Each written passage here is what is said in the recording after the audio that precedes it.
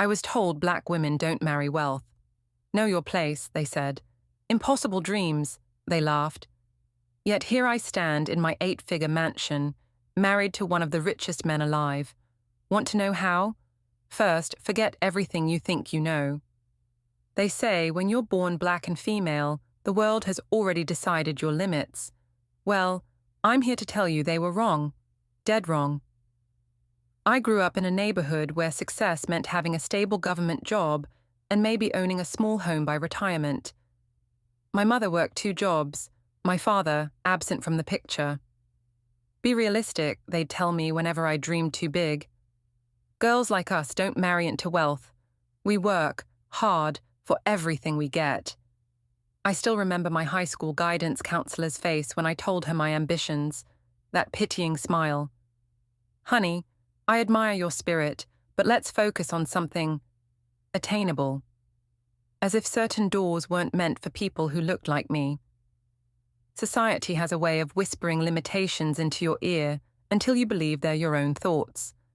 The media showed women who looked like me as strong, yes, but rarely desired, rarely cherished, and certainly never the one walking arm in arm with a billionaire. Before I continue this story, grab something to write with. By the end of this video, you'll have the exact blueprint I used to defy those who doubted me. Don't just watch, take notes.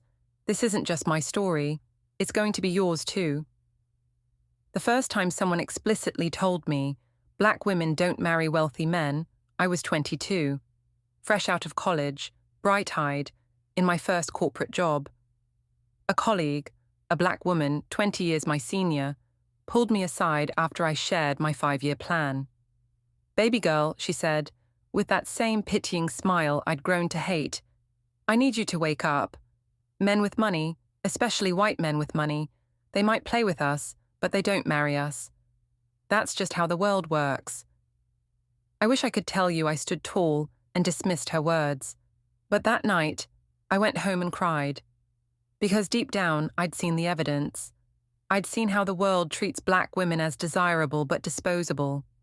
How we're expected to be strong for everyone else but rarely protected ourselves. How media portrays us as the sidekick, the helper, the mammy, never the princess swept off her feet. My own dating history hadn't helped. Men who wanted to keep me secret from their families. Men who fetishized my blackness but wouldn't bring me to company events. Each experience reinforced what society had been telling me. There's a ceiling to what I could expect in love and partnership. The statistics seemed to confirm it. Articles about how educated black women were the least likely to marry. TV shows where the successful black woman was perpetually single or settling. Even my own family warned me not to aim too high. Focus on your career, my aunt would say. Men will only disappoint you. As if love and ambition couldn't coexist in my world. Then there were the whispers in elite spaces I managed to enter through my career. The subtle surprise when I spoke articulately in meetings. The backhanded compliments about being different from what they expected. Each interaction was a reminder that in their eyes, women who looked like me didn't belong in their world. And certainly not as equals or partners. The most painful barrier wasn't external but internal. I had started to believe them, started to lower my standards, started to think maybe they were right, that certain dreams weren't meant for women like me, that accepting less than I deserved was being realistic. And that, my friends, is the most dangerous trap of all. When you start to police your own dreams because society told you they're not for you. When you become complicit in your own limitation. The transformation began on a random Tuesday. I was browsing a luxury department store, just looking, as I often did, when a saleswoman approached with that expression I knew too well. The one that says, "You can't afford anything here." Without a word spoken, I felt diminished, judged, and suddenly I was furious, not at her, but at myself. For how long had I been accepting these unspoken boundaries? That night, I sat alone in my apartment and asked myself the hardest question. What if they're all wrong? What if everything I'd been told about my place in the world was just a story, a limiting narrative designed to keep me small? What if I could write a different ending? I started with my mirror. Each morning, I'd look at myself, really look, and speak truths that felt foreign at first. You are worthy of extraordinary love. You deserve a partner who matches your ambition. Your dreams have no ceiling. At first, I'd cry saying these words. They felt like lies, but gradually something shifted. The words began to feel possible, then probable, then inevitable. I ruthlessly examined where these limiting beliefs came from. Some were planted by well-meaning family who wanted to protect me from disappointment. Others came from media that rarely showed black women in positions of power and luxury. But most insidiously, many came from my own interpretation of rejections and setbacks. I began studying successful women who defied expectations, especially women of color. I noticed they shared something critical, an unshakable belief in their inherent worthiness. They didn't ask for permission to occupy spaces. They didn't apologize for their ambitions.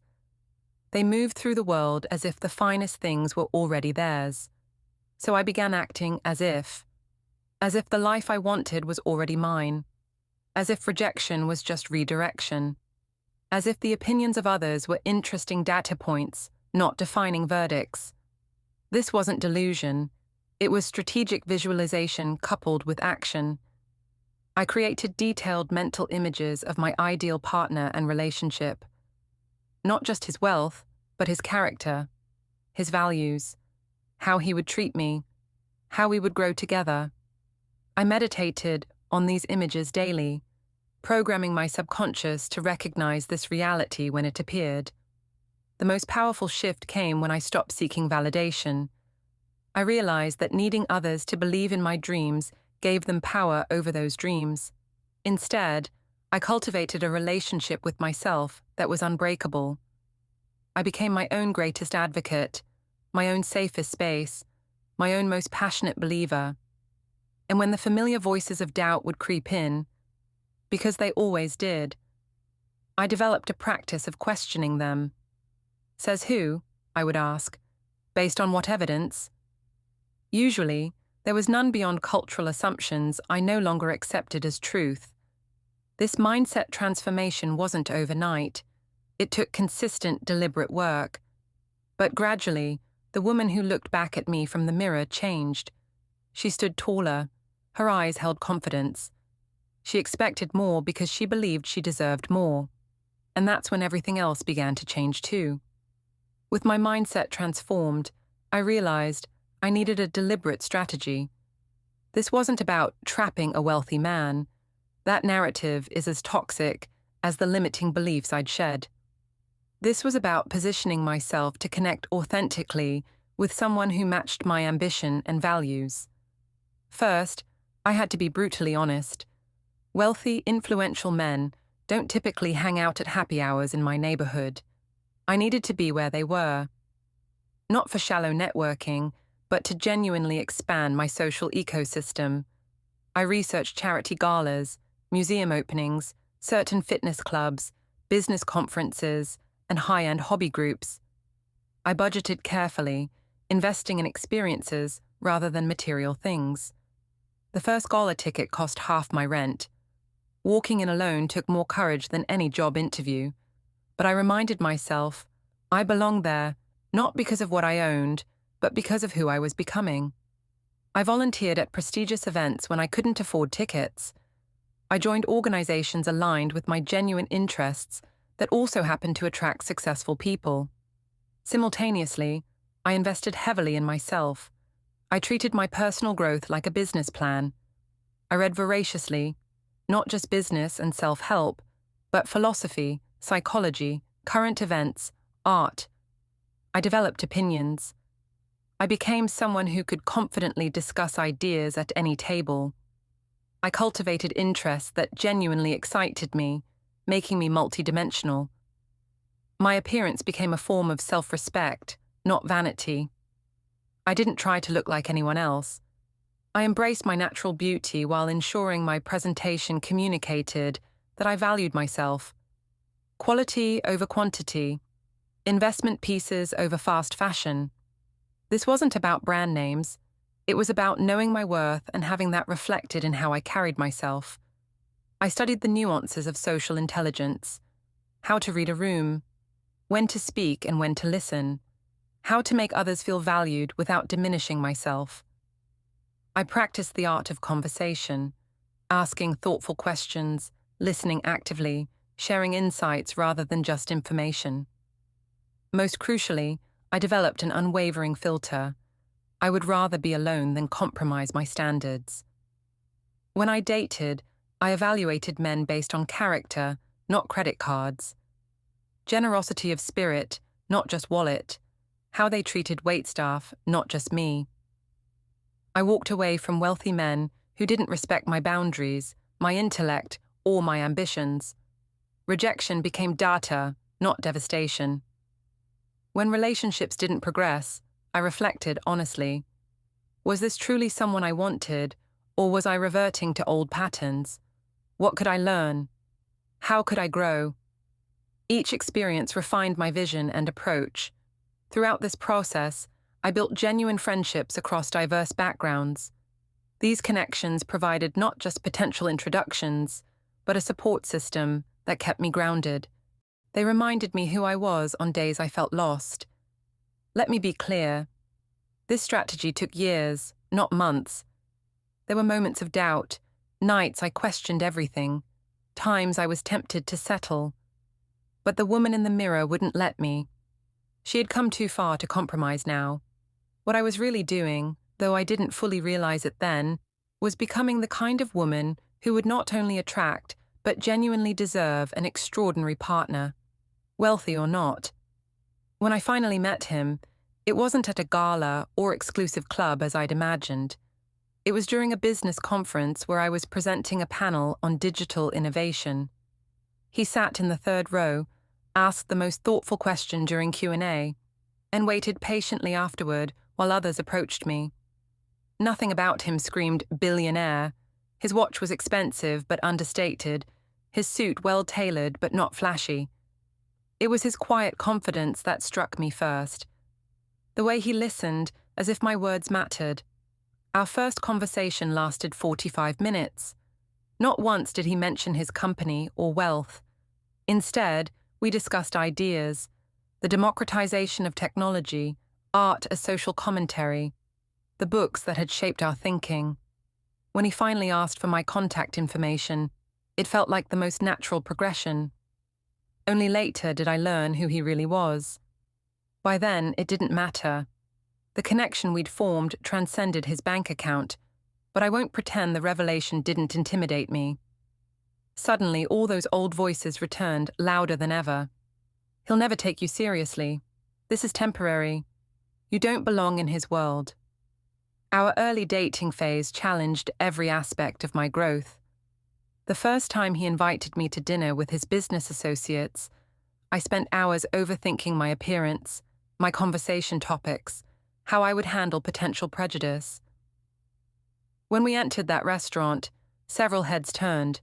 I could read their thoughts as clearly as if they'd spoken them. What is she doing with him? He sensed my tension, squeezed my hand and whispered, "They're staring because you're the most captivating woman in the room. Their opinions don't define us." In that moment, I realized he was fighting his own battles against expectations and judgments.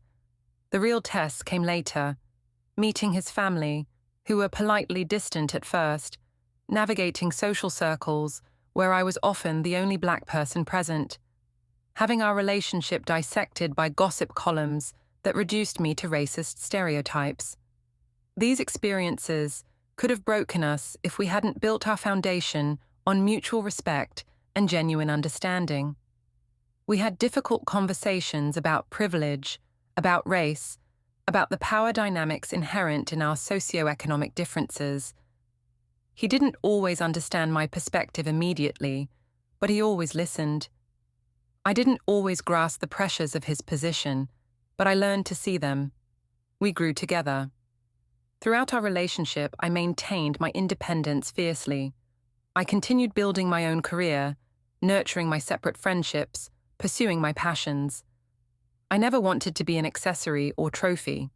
He respected this, encouraged it even, understanding that what attracted him to me was my wholeness as a person. Our wedding was private, intimate, a stark contrast to the public narrative that had built around us. As we exchanged vows, I thought about that guidance counselor, those doubtful family members, every person who had ever suggested I lower my expectations because of who I was. Not with spite, but with a quiet conviction that limitations often exist only in our acceptance of them. Today, our partnership isn't perfect. No relationship is. We navigate challenges like any couple. The difference is in our foundation. Two whole people who chose each other not to fill voids or fulfill social expectations, but to build something meaningful together. His wealth is part of our reality, but it's never been the essence of who we are to each other. And that, perhaps, is the greatest lesson in this journey. The goal was never just to marry a billionaire. It was to become a woman who could form an authentic connection with an exceptional man, and be exceptional in return. So here I am today, living a life I was told was impossible for someone like me. From my meditation room in our beachfront home, I sometimes laugh, thinking about how adamantly people tried to limit my dreams. Not out of malice, necessarily, but out of their own limited vision of what's possible. I don't share this story to brag. I share it because somewhere right now, a young black woman is being told, subtly or explicitly, to make herself smaller, to want less, to accept the narrative that certain kinds of love, certain levels of wealth, certain heights of success aren't meant for her. And that is a lie. What I've learned through this journey is that the barriers we face as black women are real. I would never diminish that truth. Systemic racism, sexism, and classism create obstacles that others don't have to navigate. But these obstacles, while formidable, are not absolute. They don't get to have the final word on your story unless you surrender that power to them. Your path won't look exactly like mine. It shouldn't. Your dreams are uniquely yours. Maybe marrying wealth isn't your goal. Perhaps it's building your own empire, traveling the world, creating art that changes minds, or raising children who will reshape the future. Whatever it is, don't let anyone convince you it's beyond your reach because of who you are. The work begins within. Challenge every limiting belief. Question every, "That's not for people like us." Surround yourself with those who expand your sense of possibility rather than constrain it. Invest relentlessly in becoming your fullest self. Move through the world as if you already have everything you desire, and watch how reality begins to align with that energy. Will it be easy? Absolutely not. Will there be setbacks that make you question everything? Certainly. Will some people root for your failure? Unfortunately, yes, but none of that determines your outcome unless you allow it to. If this resonated with you, hit subscribe and share this with someone who needs to hear it. Remember, they'll doubt you until they can't ignore you. Now go prove them wrong, just like I did, because the greatest revenge against a world that tries to limit you is to live a life so extraordinary that it forces them to question every boundary they tried to place around your potential. Your future is waiting, it's glorious, and it's absolutely possible,